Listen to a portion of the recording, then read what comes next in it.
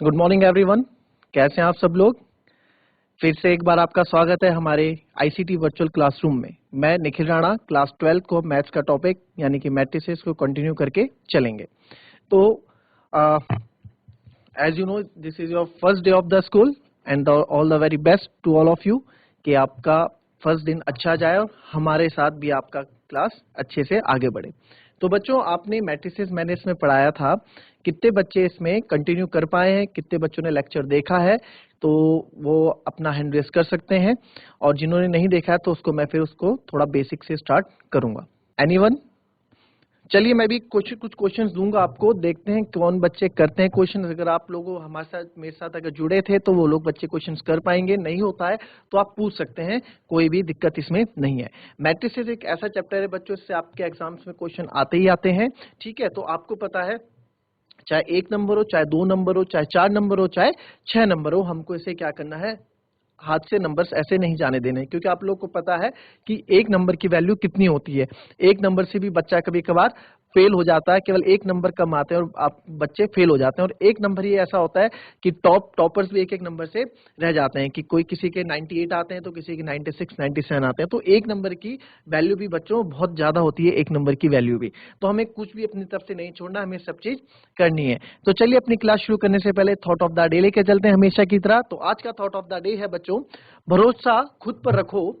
भरोसा खुद पर रखो तो ताकत बन जाती है। भरोसा खुद पर रखो तो ताकत बन जाती है। दूसरों पर रखो तो वह कमजोरी बन जाती है।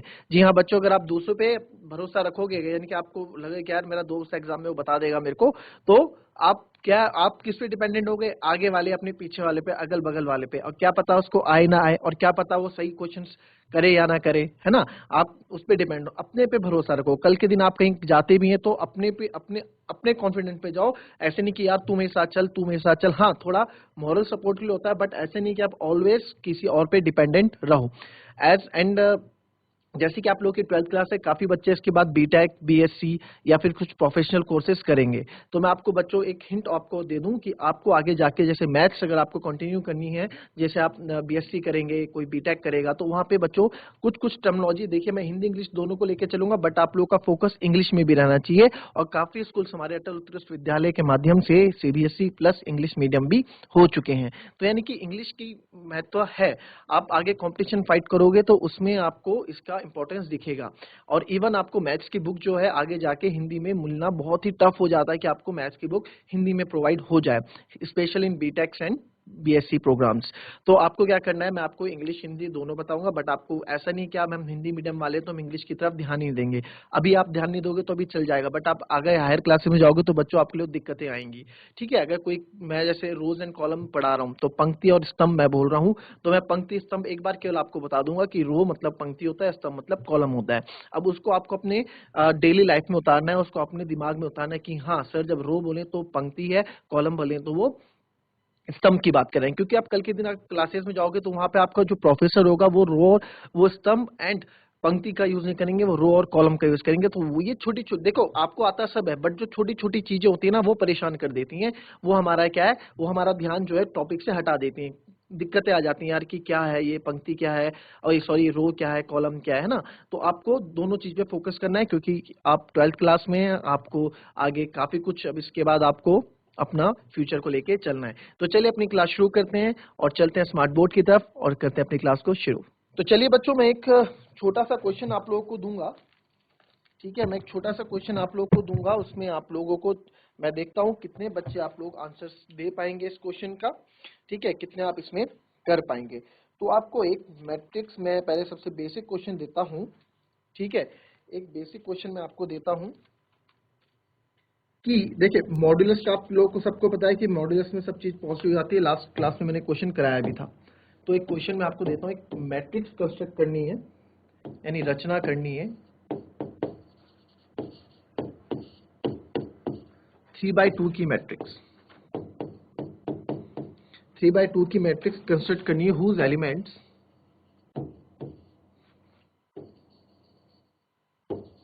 अगर नहीं आता तो मैं बेसिक से लेके चलूंगा आपको। ठीक है, मैं बस देखना चाहता हूं कितने बच्चे कर पाते हैं।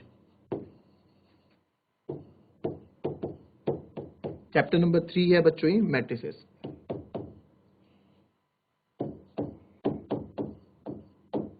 ठीक है, ये क्वेश्चन है आपके पास, इसको आपको करना है।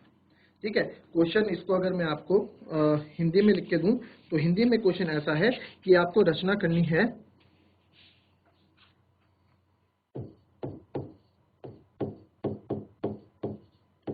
एक ऐसे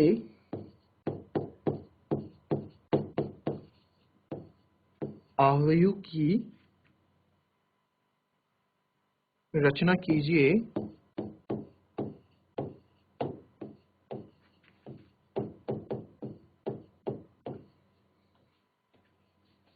जिसके अवयव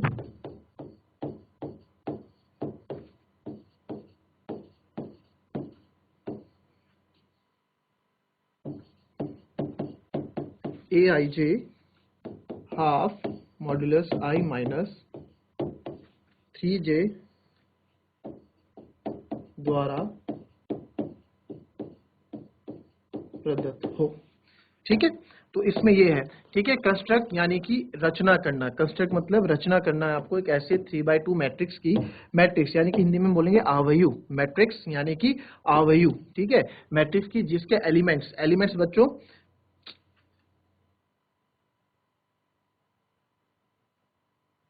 एलिमेंट्स यहाँ पे मैं बोलना, एलिमेंट्स हैं आपके अवयव ये। ठीक है, एलिमेंट्स आपको दिए गए हैं। तो इसमें अगर जो आप आंसर कर पाए मेरे को बताएं पहले फटाफट। 3/2 की मैट्रिक्स है, क्वेश्चन कॉपी करें, जो बच्चा कर सकता है उसको क्वेश्चन करके बताए। बेसिक्स है क्वेश्चन है बच्चों, करें इसको जरा। चलिए, जिसको भी आता है आप बताएं, अगर आपने पढ़ा है तो कोशिश कीजिए, नहीं तो अगर आप बोलना चाहते हैं कि इसको फिर से पढ़ाऊं तो मैं फिर से इसको क्लास को रिवाइज कर दूंगा, मैट्रिक्स की क्लास को आप फिर से रिवाइजन इसका कर लेंगे। जैसी सियालदे, किसी का आंसर हुआ?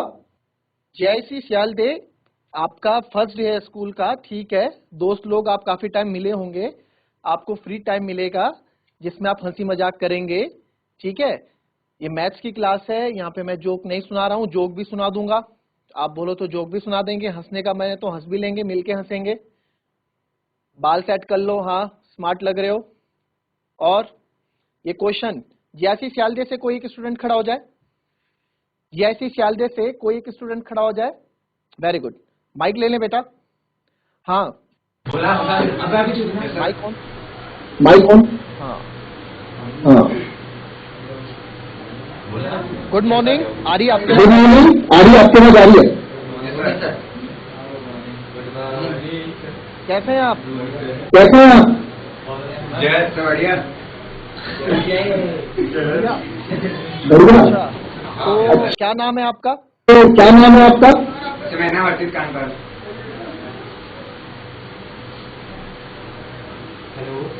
नाम क्या है? नाम नाम क्या है? नाम सर हर्षित कानपाल।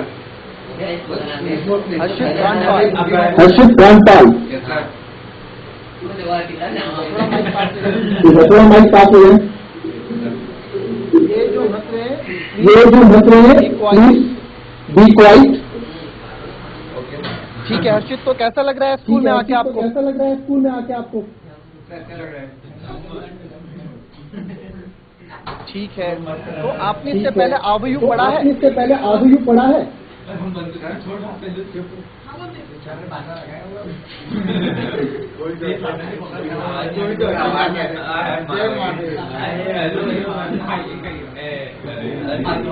जियासी सियालदे, जैसी जो बच्चे हल्ला कर रहे हैं, मैं ये जो बच्चे हल्ला कर रहे हैं, principal, I will call to your principal. 12th class के बच्चे हो, 8th क्लास के बच्चे नहीं हो तुम। 8th क्लास के बच्चे नहीं हो तुम। थोड़ा डिसिप्लिन बनाओ अब। थोड़ा डिसिप्लिन बनाओ। हाँ, तो मिस्टर हर्षित, आपने इससे पहले बेटा चैप्टर नंबर 3 जो हम पढ़ रहे हैं मैट्रिसेस, ये आपने पढ़ा है? ये आपने पढ़ा है?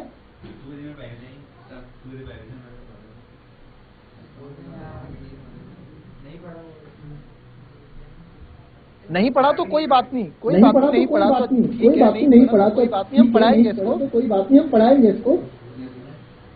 ठीक है, बैठ जाओ आप। ठीक है, बैठ जाओ।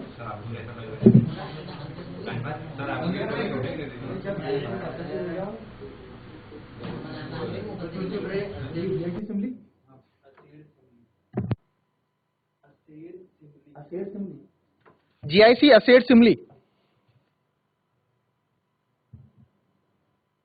GIC एसेट सिमली, आप में से कोई भी एक छात्रा खड़ी हो जाए बेटा, एनीवन? GIC एसेट सिमली से कोई भी एक खड़ा हो जाए। वेरी गुड, माइक लीजिए बेटा, वहां माइक होगा आपके सामने, उस माइक को लीजिए और ऑन कीजिए माइक। अगर आप मुझे सुन पा रहे हैं GIC एसेट सिमली तो अपने हाथ खड़े करें। ठीक है सर, GIC एसेट सिमली में कॉल करवाइए कि बच्चों को आवाज नहीं आ रही है और माइक प्रोवाइड करवाइए। ठीक है, अभी आपके पास सर आ जाएंगे, आपको आवाज नहीं आ रही है और जो भी है। चलिए, आप लोगों को मुझे लगता है मैट्रिसेस मैं स्टार्टिंग से पढ़ाता हूँ, आवयु मैं आपको आज स्टार्टिंग से पढ़ाता हूँ, मैट्रिसेस होता क्या है ना। इंपॉर्टेंट चैप्टर है बच्चों, आप लोग आगे जाओगे बीटेक बीएससी जो भी आप प्रोफेशनल कोर्सेज जो आप करेंगे उसमें भी क्वेश्चंस आते हैं।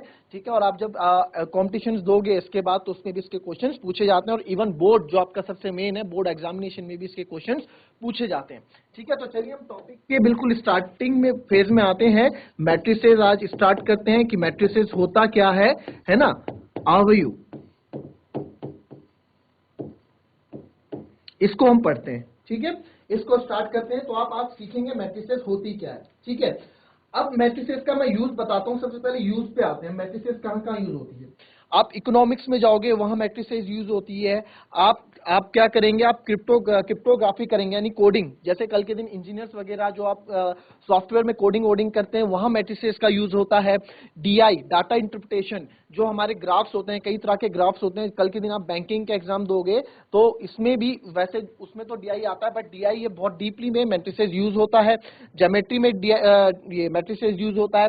अगर हमारे पास कोई इक्वेशन है, ठीक है, कोई समीकरण है, तो समीकरण में जैसे हमारे पास एक समीकरण है 2x plus 3y equals to 5 और एक है 5x plus 4y equals to 6।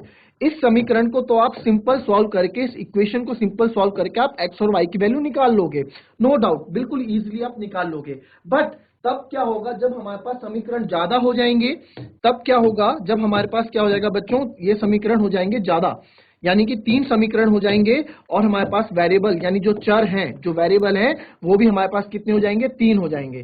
ठीक है, वो भी हमारे पास 3 हो जाएंगे। तो आप तीनों की वैल्यू कैसे निकालोगे, एक वेरिएबल और मैं यहां लिख देता हूं, एक समीकरण और मैं यहां लिख देता हूं ये।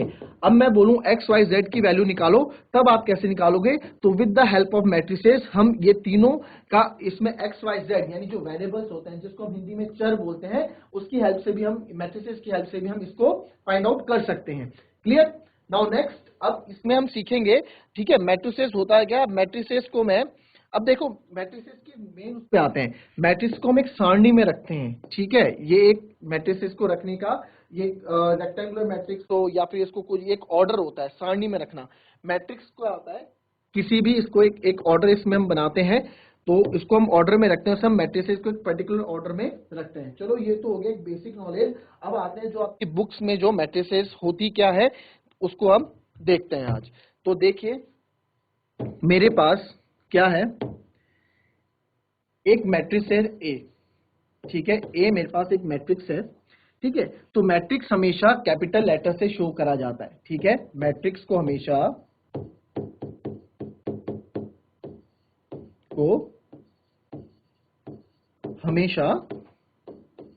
कैपिटल लेटर से शो करेंगे।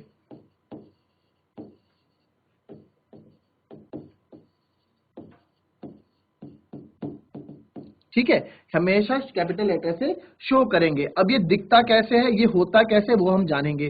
ठीक है, अगर मेरे पास A कोई मैट्रिक्स है, ठीक है, इसके अंदर एलिमेंट्स होते हैं, इसके अंदर जो एलिमेंट्स होते हैं उसको हम बोलते हैं, देखिए ये हो गया। और एलिमेंट्स को, यहां एक चीज और लिख दूं मैं, पहले सारी चीजें आपको लिख देता हूं। एलिमेंट्स को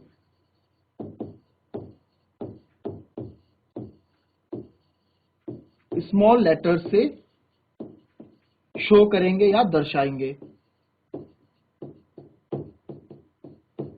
ठीक है, शो करेंगे या दर्शाएंगे हम। ठीक है, तो अब क्या होता है, ये मैट्रिक्स है, इसके अंदर इसके एलिमेंट्स होंगे। ठीक है, इसके एलिमेंट्स होंगे, इसको बोलेंगे A I J।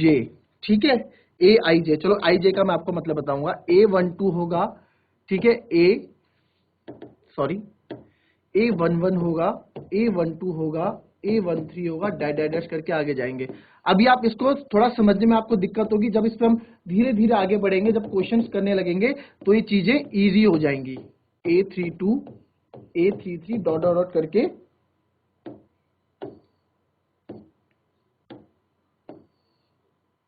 और ऐसे ही हमारे पास ये हो जाएगा AM1 AM2 AM3 और डॉट डॉट करके AMN तक। ठीक है, ये है, ये एक मैट्रिसेस को हम ऐसे शो करते हैं। ठीक है, अब ये चीजें हैं क्या, आप इसके बारे में जानेंगे। ठीक है, अब इसमें, अब इसको सिंपल समझो, अब इसको आप सिंपल समझो। इधर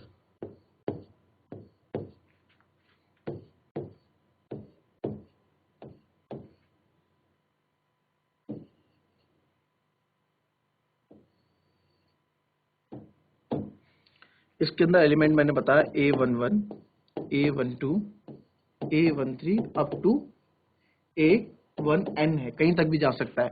उसी प्रकार से A21 A22 A23 up to A2N तक, A3 नहीं, AM1 AM2 AM3 और अप टू AM तक। इसके बीच में भी काफी रोज हमारी हैं। ठीक है, जो आपको ये हॉरिजॉन्टल दिख रही है, जो लेटिव ऐसे दिख रहा है आपको, जो लेटा हुआ लिखा दिखाई दे रहा है, इसको हम बोलते हैं बच्चों, ये हमारा होता है रो। ठीक है, इसको हम बोलते हैं रो, यानी कि रो को हिंदी में बोलते हैं पंक्ति। आप लोग भी क्लास में बैठे होते हैं, रो और कॉलम बना के आप लोग क्लास में बैठे होते हैं। ठीक है, ये होता है रो, और जो ये होता है, जो बिल्कुल जो हॉरिजॉन्टल लाइन होती है, जो वर्टिकल लाइन होती है, यानी जो खड़ी होती है, उसे बोलते हैं कॉलम, यानी कि स्तंभ। ठीक है, A11 A12 A13 ये हमारी रो, यानी ये हमारी हो गई रो 1, ये हो गई रो 2, और ये हमारी रो mth रो, मतलब जितने भी जा सकती है। उसी प्रकार से ये हमारा हो गया कॉलम 1, ये हो गया कॉलम 2, ये हो गया कॉलम 3, और ये हो गया कॉलम n। ठीक है, ये हमारा कॉलम n हो गया। अब इसमें मैं आपको एक चीज और इसमें समझाऊंगा कि ये जो होता है, ये इसका A11 का मतलब क्या है, पहली रो का पहला कॉलम। ठीक है, ये एलिमेंट होगा, ये एलिमेंट है पहली रो का दूसरा कॉलम। कैसे, पहली रो जा रही है, पहली रो का दूसरा कॉलम है ये। ठीक है, अगर मैं आपको बोलूं A23, जैसे ये इसकी बात है, तो ये होता है, आगे वाला होता है I, पीछे वाला होता है J। आगे वाला होता है I, पीछे वाला होता है J। एलिमेंट्स को हम ऐसे दर्शाते हैं, एलिमेंट्स यानी कि अवयव, इसको हम AIJ स्मॉल लेटर में, मैंने जैसे कि आपको पीछे कहा, एलिमेंट्स को हम स्मॉल लेटर में शो करेंगे। ठीक है, एलिमेंट्स को स्मॉल लेटर में शो करेंगे, ये इसके एलिमेंट्स हैं, ये इसके अवयव हैं।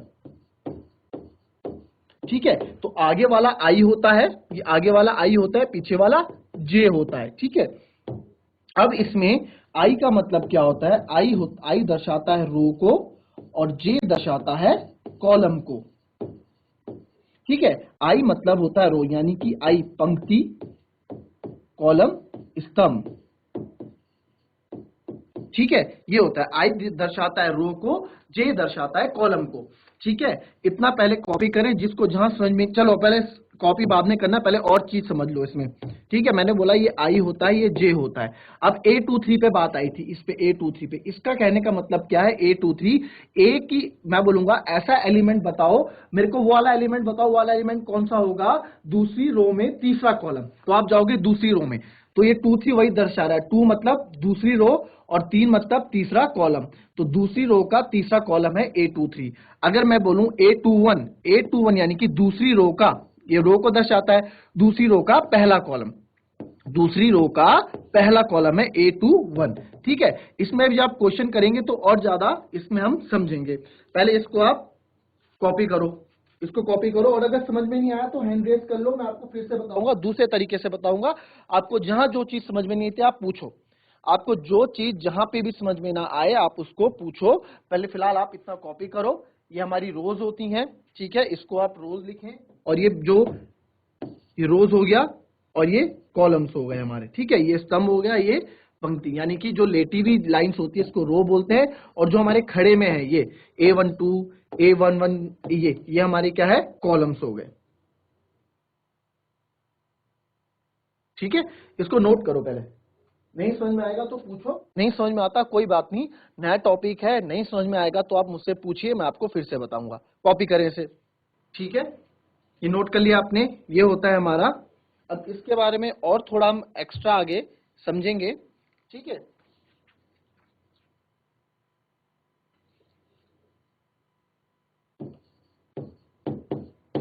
EIJ, ठीक है, मैंने आपको बताया ये होती है रो और ये होता है कॉलम, ये होती है रो, ये होता है कॉलम, है ना। और ये क्या होता है, एलिमेंट। ये पूरा क्या होता है, एलिमेंट। मैट्रिक्स के एलिमेंट होते हैं ये, यानी कि अवयव। मैट्रिक्स के एलिमेंट होते हैं यानी कि अवयव ये होते हैं, ठीक है। अच्छा, फिर हम जैसे कोई मैट्रिक्स में लिख रहा हूं, ठीक है, कोई मैट्रिक्स लिख रहा हूं तो जो लास्ट में लिखते हैं ये m इंटू एन, ठीक है। जो लास्ट में m इंटू एन हम लिखते हैं, m इंटू एन होता है, इसको बोलते हैं ऑर्डर ऑफ मैट्रिक्स।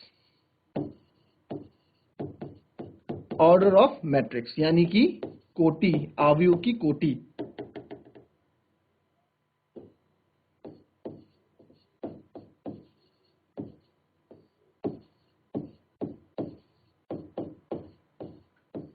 अवयव की कोटि m इंटू एन। इसमें अच्छी बात क्या है m इंटू एन में, ठीक है, m इंटू एन जो m दर्शाता है, दिखाता है कि कितनी नंबर ऑफ रोज हैं, कितनी नंबर ऑफ रोज हैं, और n जो हमको दिखाता है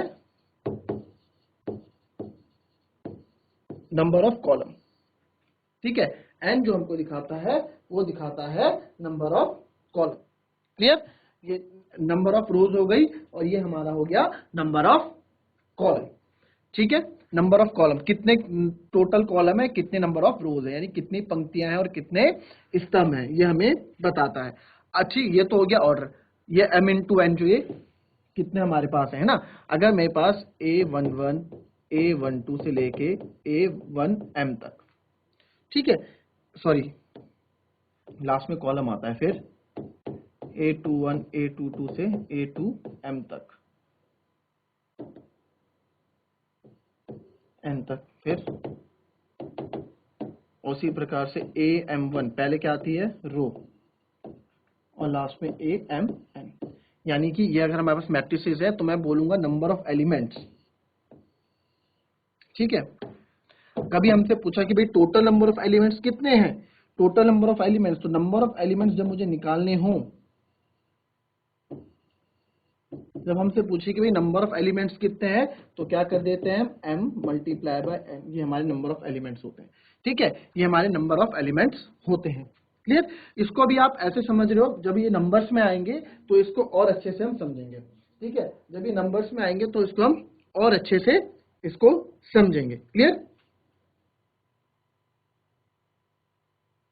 इसको मैं एग्जांपल आपको दूंगा, इसके बाद उसको हम और अच्छे से समझेंगे। नंबर ऑफ एलिमेंट्स होते हैं m इंटू एन, ठीक है, यानी टोटल नंबर ऑफ, यानी कि total number of row multiply by total number of column. Total number of row multiply by total number of column, ठीक है, total number of row multiply by total number of column. इसको आप लिखें। नहीं समझ में आता है आपको तो कोई बात नहीं, आप पूछ सकते हैं, पूछिए, जहां समझ में नहीं आ रहा आप वहां पूछिए, ठीक है। इसको आप लिखेंगे अगर टोटल तो ज्यादा सही रहेगा, total number of rows equals to total number of columns, इससे ज्यादा क्लियर होंगी चीजें। कुल पंक्तियों की संख्या और कुल स्तंभों की संख्या। चलिए एक क्वेश्चन मैं इसमें देता हूं आपको, सिंपल सा क्वेश्चन है। एक मैट्रिक्स है, have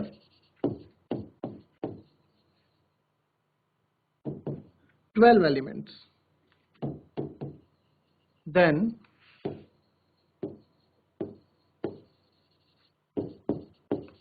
how many orders we have? यानी कि अगर हमारे पास 12 अवयव हैं, एक अवयव के 12 अवयव हैं, ठीक है, एक अवयव में, नॉट के, वे हैं, तो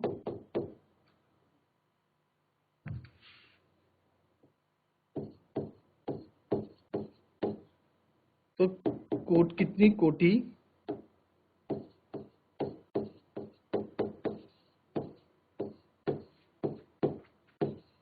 कितनी संभव कोटियां होंगी?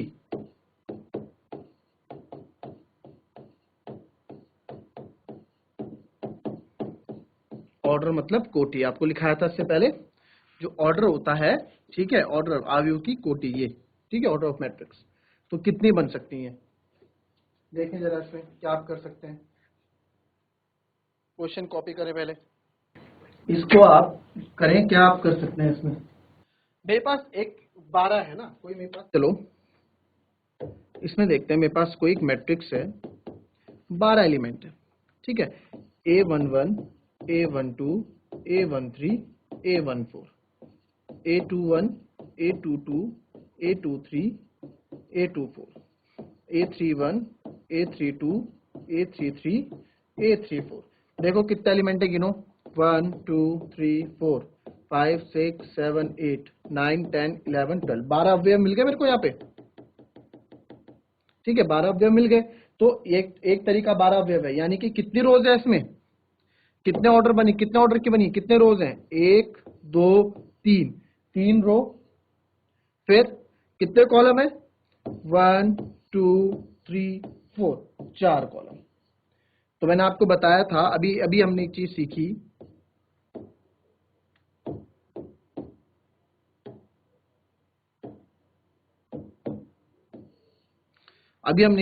थी बच्चों कि ए क्या है, 3/4 किसका ऑर्डर हो गया है ना। ऐसे कितने, ऐसे बहुत हो सकते हैं। अब आप देखो, अब इसमें देखो A1, अगर मैं एक मैट्रिक्स इससे बना दूं, ठीक है, इससे बना दूं मैं A11, A21, A31, A41, ठीक है, तो A12, A13, A22, A2, A32, A33, ठीक है, तो 1 2 3 4 5 6 7 8 9 10 11 12 एलिमेंट तो इसके भी हो रहे हैं, है ना। 12 कितनी रो है इसमें, 1 2 3 4 रो है, तो 4 रो, कॉलम कितने हैं, 1 2 3, 3 इसमें कॉलम है, तो यानी कि m इंटू एन, 4 इंटू 3 की, 4 इंटू 3 ऑर्डर की, यानी 4 इंटू 3 कोटि की ये मैट्रिक्स है। ऐसे बहुत सारे बनेंगे। ऐसे मैं एक ही बना दूं, 12 एलिमेंट की, A11, A21, A31, A41, A51, A61, A71, यानी कि इसमें क्या है, रो 12 रो हो जाएंगी, ठीक है, और एक ही कॉलम हो जाएगा। तो 12 इंटू 1 की ये मैट्रिक्स बन सकती है, 12 इंटू 1 कैसे बन सकती है ना। तो काफी इसमें क्या है, काफी इसमें है। अब देखिए, अब जैसे कभी, अब देखो 3 इंटू 4, ठीक है, 3 इंटू 4 क्या होता है बच्चों, 12, और 12 क्या है, एलिमेंट्स है। आप पीछे देखो, यहाँ पे मैंने बोला कि कभी हमें नंबर ऑफ एलिमेंट्स डायरेक्ट निकालना हो तो नंबर ऑफ रोज और नंबर ऑफ कॉलम को आप मल्टीप्लाई कर दो। तो नंबर ऑफ रोज है 3 और ये 4, 3 इंटू 4 12, यानी कि इसके अंदर 12 एलिमेंट होंगे। और सही बात है, 12 एलिमेंट है भी, है ना। ये चीज अभी जैसे जैसे हम करेंगे वो चीज समझ में आएगी। तो ऐसे कितने पॉसिबल बन सकते हैं, कितने पॉसिबल चीजें बन सकती है, तो हमें क्या करने होगा, इसका फैक्टर निकालना होगा 12 एलिमेंट से, तो है ना। ये ऐसे हम किस तरह से कर सकते हैं वो चीज को हम समझेंगे। तो देखिए 12 एलिमेंट है, कितने एलिमेंट से, 12, है ना। तो 12 का फैक्टर निकाल दो। कैसे होगा 12 के फैक्टर, कैसे निकालते हैं, 1 से स्टार्ट करते हैं। एक 1 इंटू 12 का भी बन सकता है, 2 इंटू 6, 3 इंटू 4, 4 इंटू 3, 5 से जाता नहीं है, 6 इंटू 2 और 12 इंटू 1। तो कितने ऑर्डर्स हमारे पास बन गए इसमें, 1 2 3 4 5 6, यानी कितने ऑर्डर्स हो गए, कितने ऑर्डर बन सकते हैं इसके, कितने हो सकते हैं, 6। यानी कि मेरे पास क्या बन सकता है, मेरे पास ये ऐसे भी बन सकता है कि 6 रो 2 कॉलम, मैं 6 रो बना दूं, ठीक है, मैं क्या कर दूं, 6 रो बना दूं और 2 कॉलम बना दूं, यानी कि 1 2 3 4 5 6 रोज में बना दूं और कॉलम में बना दूं केवल 2, जैसे A11 और कॉलम बना दूं मैं 2, A12 बस, फिर A21 A22 A31 A32 A41 A42, वैसे A51 A52 A61 A62। तो आप इसमें देख सकते हैं कितने 6 रो है, कॉलम कितने, 1 और 2 कॉलम इसमें, तो इसका ऑर्डर हो जाएगा 6 रो और 2 कॉलम, m इंटू m, है ना। तो 6 इंटू 2 और एलिमेंट्स आप देखोगे 12 ही इसके अंदर एलिमेंट्स होंगे, 6 दूनी 12 है ना, तो 12 एलिमेंट्स हमें मिलेंगे। तो इसमें क्या करना है आपको, जब एलिमेंट्स निकालने के लिए आपके पास है, ऑब्जेक्टिव में आपसे पूछ लेते हैं इस तरह के क्वेश्चन, तो आप डायरेक्ट इसके फैक्टर्स निकाल लें, उतने आपके ऑर्डर्स होंगे। क्लियर, कॉपी कर लें इसको। तो बच्चों ये थी हमारी आज की क्लास, इसमें हमने बेसिक मैट्रिसेस को पढ़ा, कल भी थोड़ा बेसिक लेके चलेंगे और उसके बाद हम पढ़ेंगे आगे के क्वेश्चंस, ठीक है, आगे उसके क्वेश्चंस हम करेंगे और बहुत जल्द इस चैप्टर को हम खत्म करने की कोशिश करेंगे। हालांकि बहुत इंपॉर्टेंट चैप्टर है, chapter number 4 that is determinants, है ना, वो भी इस पे काफी कुछ इससे आगे हम सीखेंगे, तभी आगे हम बढ़ पाएंगे। तो चलिए आज की क्लास यहीं समाप्त करते हैं, मिलता है नेक्स्ट क्लास में, तब तक के लिए be happy, be healthy and be safe. Thank you and have a nice day.